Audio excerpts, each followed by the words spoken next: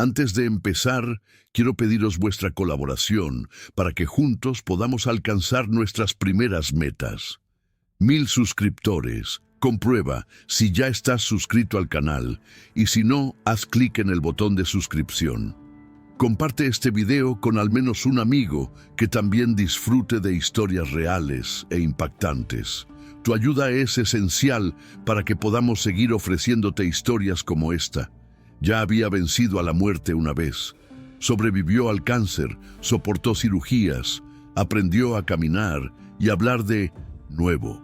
Pero el mundo exterior no era el mayor peligro al que se enfrentaba. El peligro yacía en su interior, camuflado por sonrisas falsas y promesas vacías. A los 10 años, lucía cicatrices visibles y otras invisibles. Un día, su voz se desvaneció. No hubo gritos ni carreras, solo un silencio denso, amortiguado por disculpas a medias y miradas que evitaban cruzarse. Lo que sucedió después quitaría el sueño incluso a los policías más experimentados, porque la verdad no solo estaba oculta, estaba enterrada en mentiras cuidadosamente urdidas, listas para destrozar cualquier corazón que se atreviera a escuchar el final. Sara tenía 10 años y un historial de supervivencia que avergonzaría a muchos adultos. De niña, luchó contra un cáncer agresivo, perdió parte de la audición y se sometió a cirugías que cambiaron su rutina para siempre. Sin embargo, sonreía en los raros momentos en que el mundo parecía normal. En 2010, vivía en Hickory, Carolina del Norte, con su padre, Adam, y su madrastra, Elisa. Los vecinos la describían como dulce, reservada, de pasos cortos y con una forma de pedir permiso para siquiera existir. Afuera, una familia reconstruyendo sus vidas. Adentro, una casa donde la palabra cuidado empezaba a sonar a excusa, y fue en este contraste entre lo visible y lo oculto que su desaparición comenzó a escribirse. La mañana en que se supo de la desaparición, la llamada de auxilio sonó extraña desde el primer momento. Un incendio sospechoso en el patio trasero activó la alerta de los bomberos. Entre el humo y el olor a químicos apareció una burda nota de rescate, llena de erratas y amenazas, dirigida al jefe de la casa, como si los secuestradores tuvieran que improvisar el guión de una película de serie B. Llegó la policía y, antes de considerar pandillas o rivales, se fijó en quién estuviera más cerca. Elisa hablaba mucho, dramáticamente, cambiando detalles. Adam parecía aturdido, pero demasiado confundido para alguien que decía no saber dónde estaba su hija. La escena del crimen olía a teatro de mala muerte, y el escenario, al parecer, era doméstico. A medida que los agentes recogían declaraciones, aparecieron grietas. Los vecinos reportaron gritos, portazos y largos silencios después de las 10 p.m. Los profesores hablaban de frecuentes ausencias y repetidas excusas, citas, infecciones. No se sentía bien. Sara, quien debería haber estado rodeada de protección, vivía en una burbuja de excusas. Y luego estaba la prótesis, un detalle que hacía improbable cualquier escape. Mientras su padre juraba amor e ignorancia, su madrastra alternaba entre la ira y las lágrimas, entre cuentos y contracuentos. La policía cotejó horarios, analizó teléfonos celulares y registró el patio trasero. A cada paso, la nota de secuestro parecía más una cortina de humo que una pista real. El laboratorio habló primero. La nota olía a hogar. Papel normal, una impresora normal, tinta que podría haber salido de cualquier cajón. En la residencia, perros rastreadores señalaron zonas específicas: la habitación de la niña, el coche familiar, el lugar del incendio. La teoría del desconocido que entró a robar perdía fuerza. Elisa, con un historial de conflictos y denuncias de agresiones a exparejas e hijos, se convirtió en el centro de la vorágine. Aún así, la policía necesitaba algo más que intuición.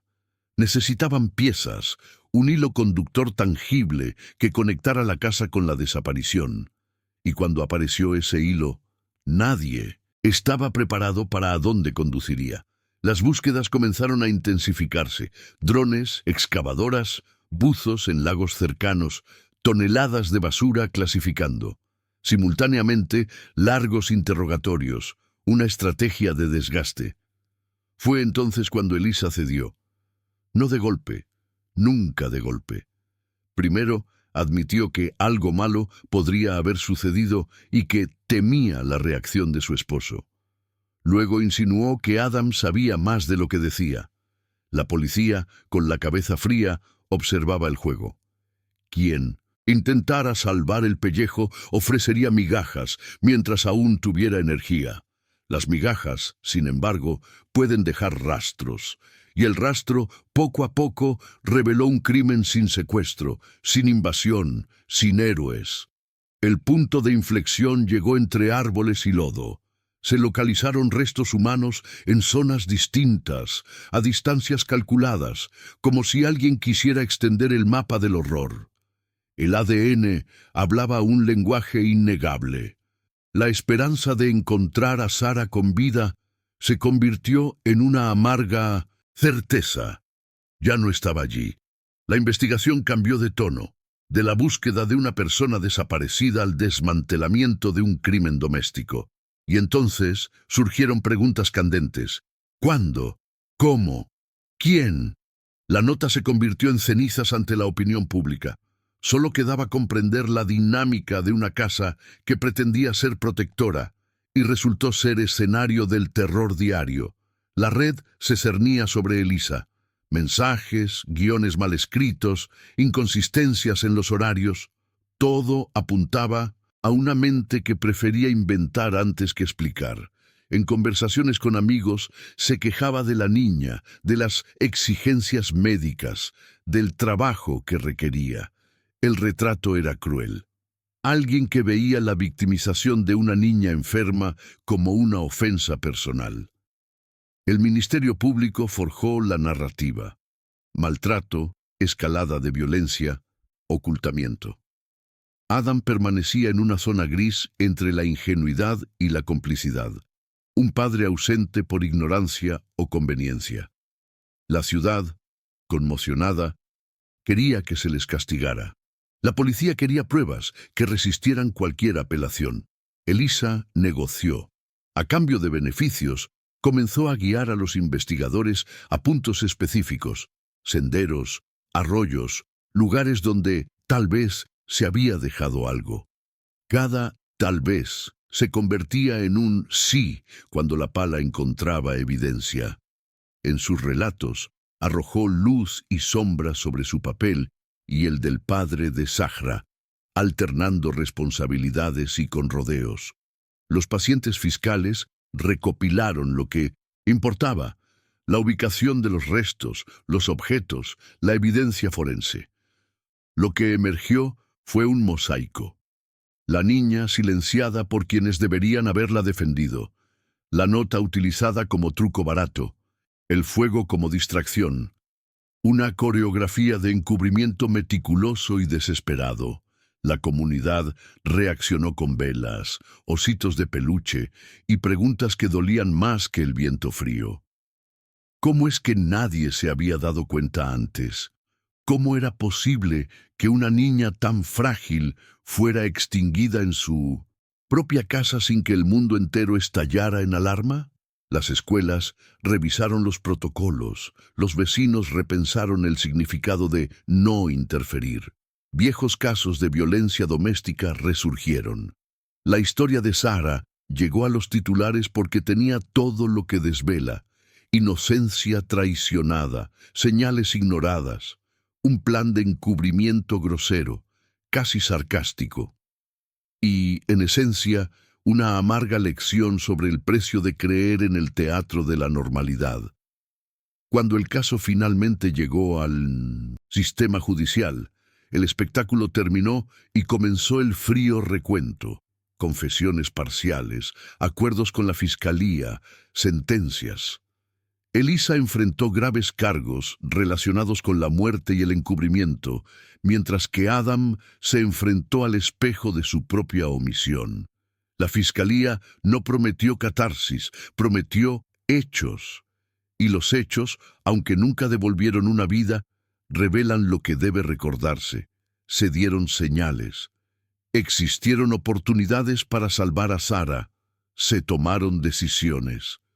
En el banquillo de los acusados, la pregunta que atormenta a cualquier sociedad persistía. ¿Cuántas otras Saras aún yacen tras puertas aparentemente comunes, esperando a que alguien, cualquiera, decida ver? Elisa empezó a dar más detalles, pero cada palabra parecía ensayada. Decía que había tenido miedo, que las cosas se habían salido de control, que Sara estaba muy enferma y que todo había sido rápido. Sin embargo, los investigadores notaban pausas estratégicas, cambios en el tono y un constante intento de suavizar los hechos. No era una confesión limpia, era un rompecabezas en el que las piezas eran dadas a cuentagotas. La policía sabía que la urgencia era doble. Por un lado, reconstruir la línea de tiempo. Por otro, impedir que Elisa siguiera manipulando la narrativa para salvarse a sí misma. Cada mentira detectada fortalecía la sospecha de que la verdad era mucho más oscura. La autopsia de los restos encontrados no pudo reconstruir el cuadro completo, pero sí reveló señales claras de desmembramiento y traslado. No se trataba de un accidente cubierto por el pánico, había planificación y una intención de borrar rastros.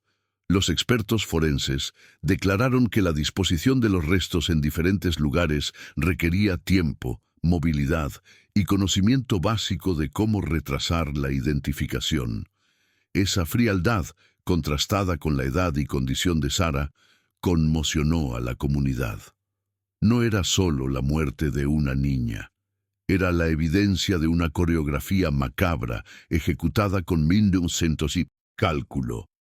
Adam, el padre, fue llamado nuevamente para declarar.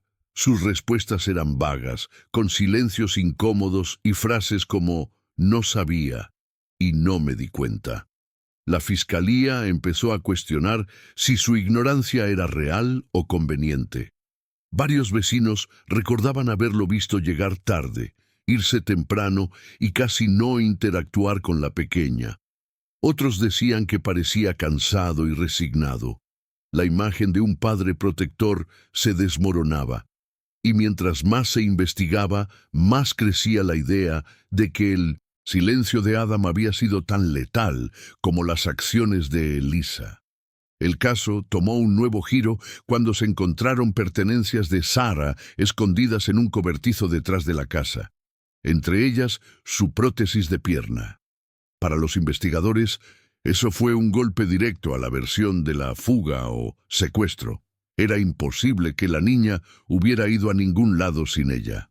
El hallazgo reforzó la teoría de que todo se había desarrollado dentro de la casa y que después se había construido un escenario falso para despistar.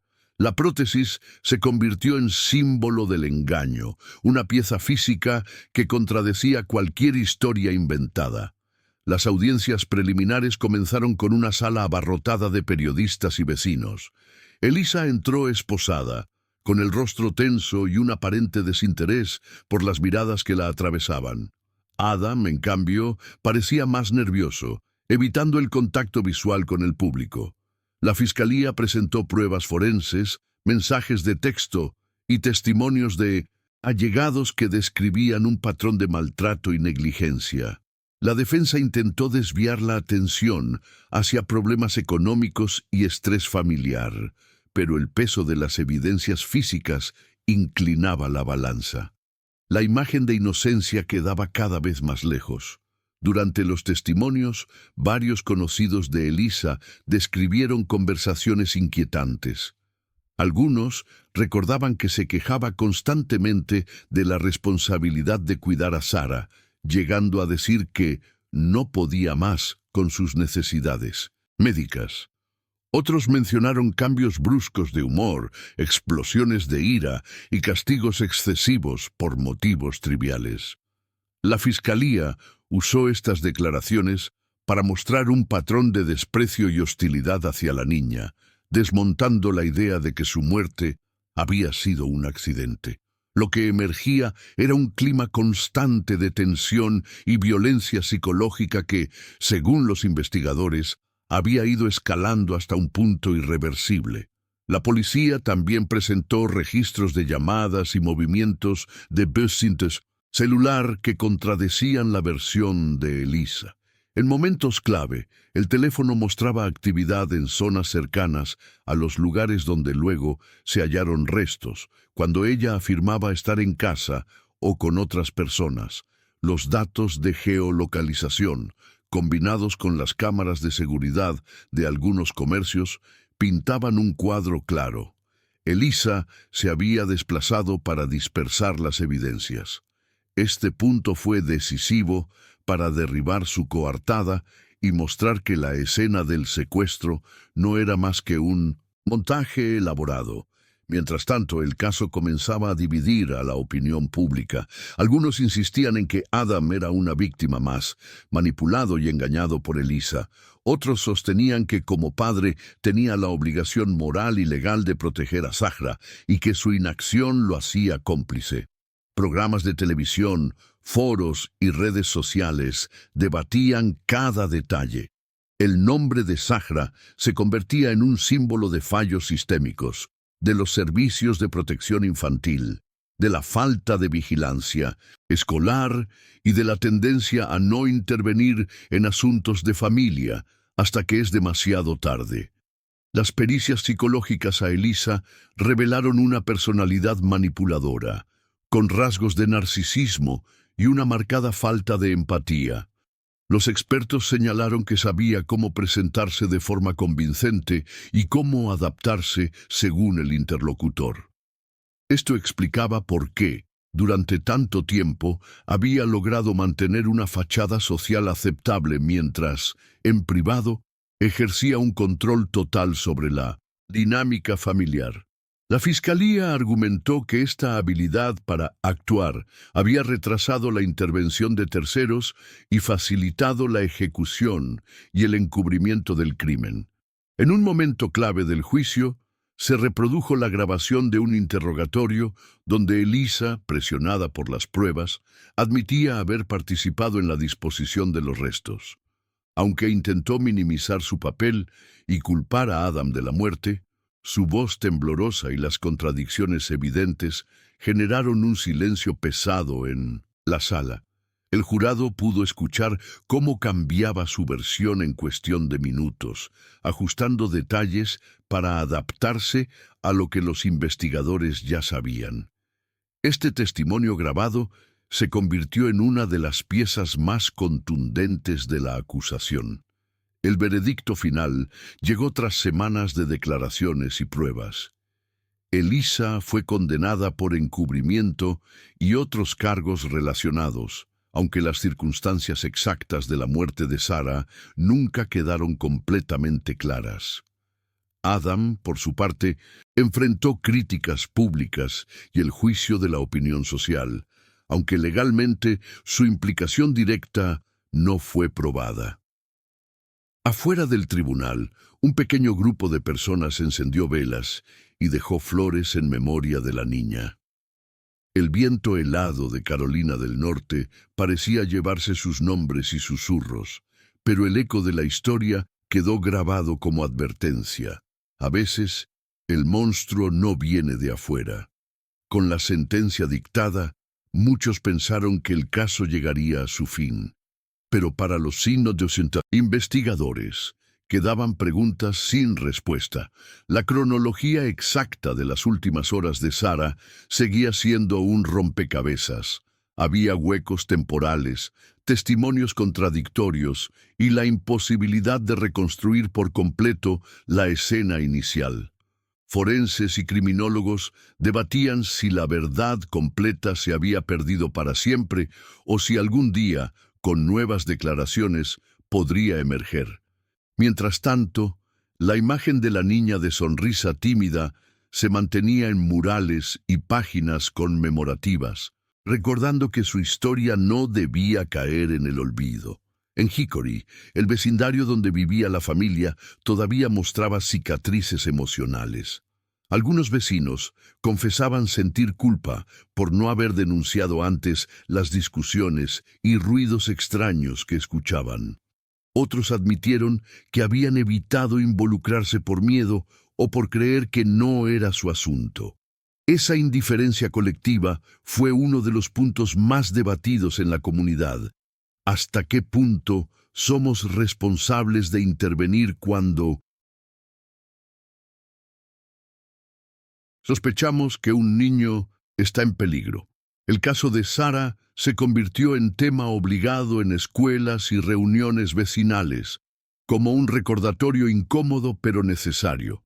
Las organizaciones de protección infantil aprovecharon la visibilidad del caso para impulsar reformas.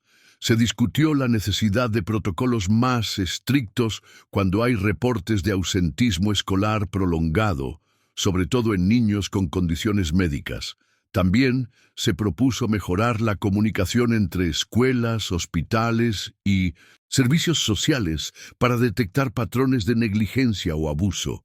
Aunque muchas de estas ideas quedaron en papel, la historia de Sarah sirvió como catalizador para un debate urgente sobre prevención y respuesta temprana en casos de riesgo infantil. La figura de Adam siguió siendo ambigua. Aunque no fue condenado por la muerte de su hija, su imagen pública quedó marcada por la percepción de pasividad.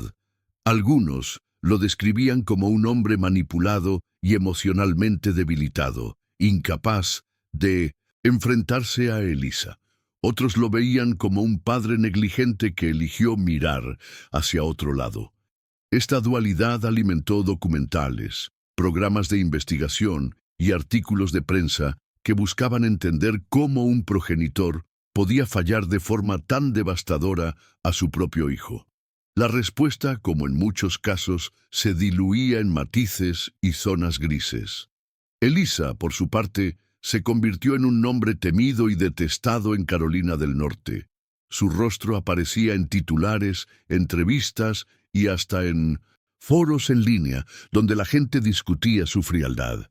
En prisión, su comportamiento continuó generando informes, conflictos con otras internas, quejas por su trato al personal y una actitud que oscilaba entre arrogancia y victimismo.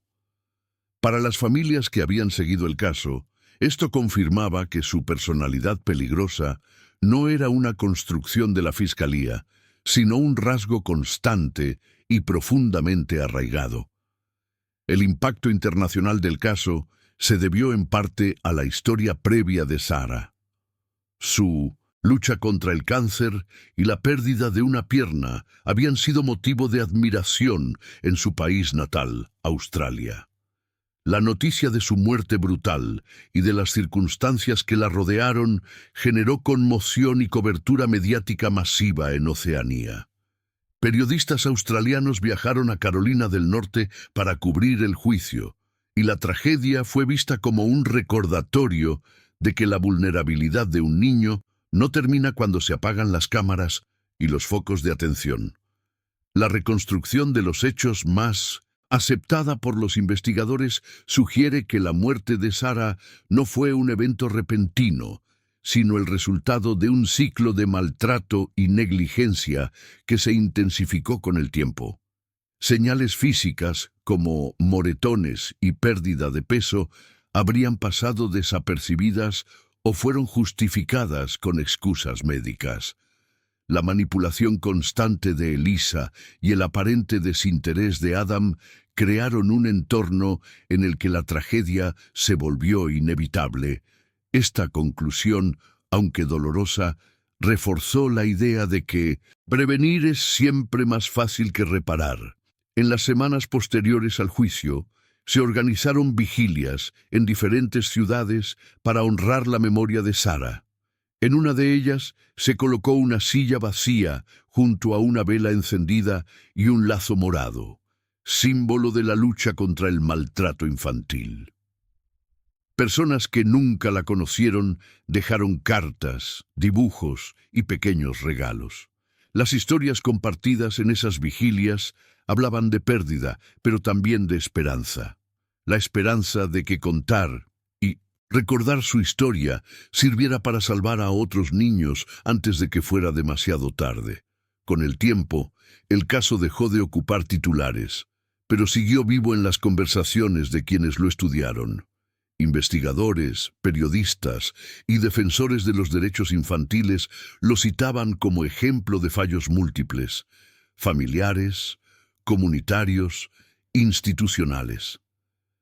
La imagen de Sara, capturada en fotografías donde su sonrisa parecía desafiar todo dolor, se convirtió en un símbolo incómodo, un recordatorio de que la resiliencia de un niño no es escudo contra la crueldad de un adulto.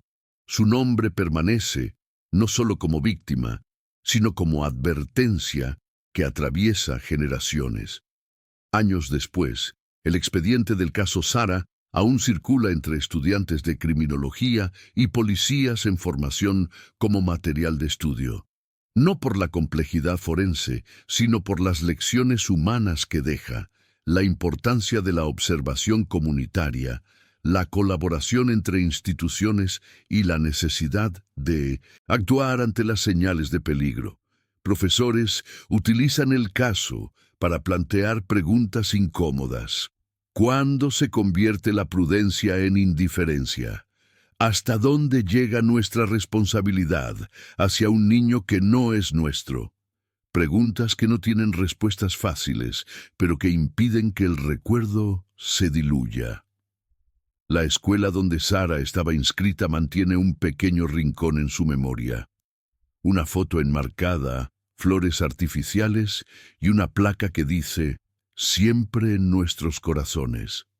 Cada año, en la fecha de su desaparición, se realiza un acto en el que los profesores hablan a los alumnos sobre empatía y protección.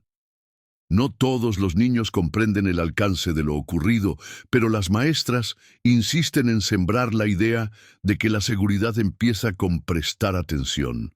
Es una forma de convertir el dolor en una herramienta educativa. En Australia, su historia sigue apareciendo en artículos y documentales. Programas televisivos han entrevistado a familiares lejanos y antiguos amigos de la familia, quienes todavía luchan con la idea de que alguien tan joven y luchadora haya terminado de esa manera. Para muchos australianos, la noticia fue un golpe a la percepción de que las tragedias más extremas solo ocurren en otro lugar. El caso unió a personas en la distancia, creando una red de apoyo simbólica que cruzó océanos, pero que llegó demasiado tarde para salvarla. La vida en Hickory siguió, pero la casa donde vivió Sara nunca recuperó su apariencia normal. Nuevos inquilinos pintaron las paredes y cambiaron muebles, pero los vecinos aseguraban que el lugar cargaba un peso invisible. Algunos evitaban pasar frente a la propiedad, otros reducían el paso al cruzar la calle. El inmueble, aunque silencioso, se convirtió en un recordatorio físico de la tragedia. Un espacio donde el tiempo parecía haberse detenido en aquella mañana en que todo comenzó a desmoronarse. Los periodistas que cubrieron el caso coinciden en que fue emocionalmente agotador. Muchos hablaron de la dificultad de mantener la distancia profesional cuando las imágenes y detalles de la investigación mostraban la fragilidad y valentía de Sara. Algunos confesaron que, después del juicio, evitaron cubrir casos similares por un tiempo. La crudeza de los hechos y la falta de un cierre total dejaban una sensación de vacío. Esa misma sensación era compartida por la comunidad, que nunca recibió una explicación completa de lo ocurrido.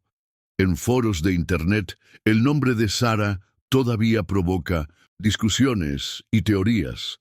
Algunos usuarios analizan cada línea de los informes, buscando pistas que quizás los investigadores pasaron por alto. Otros critican duramente a Adam, convencidos de que su papel fue más activo de lo que se probó. El anonimato de las redes permite que circulen hipótesis extremas, pero también mantiene vivo el interés por el caso.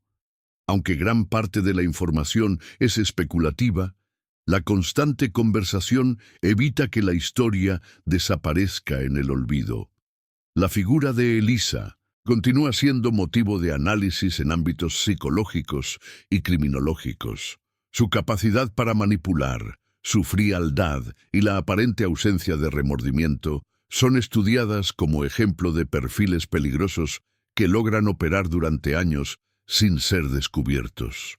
Algunos expertos señalan que su caso demuestra cómo la violencia doméstica puede ocultarse tras una fachada de normalidad y cómo incluso personas cercanas pueden pasar por alto señales obvias por comodidad o miedo.